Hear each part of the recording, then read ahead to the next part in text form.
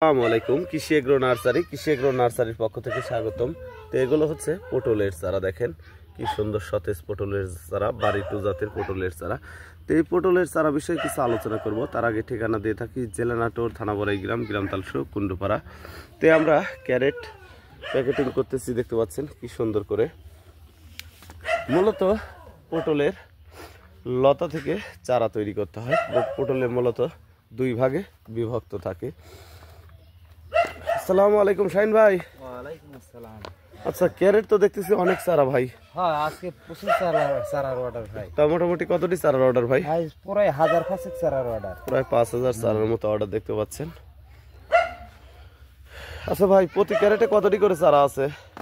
চারা একটা ক্যারেটের চারা আটে আপনার হচ্ছে এখানে 105 পিস।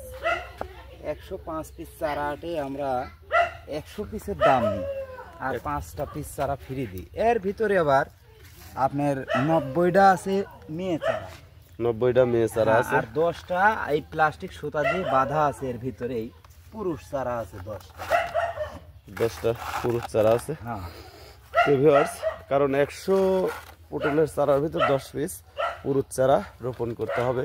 আমাদের যে ক্যারেট প্যাকেটিং করতে বাংলাদেশের বিভিন্ন জেলাতে আমাদের যে চারাগুলি যাবে, দেখেন কি সুন্দর সতেজ চারা।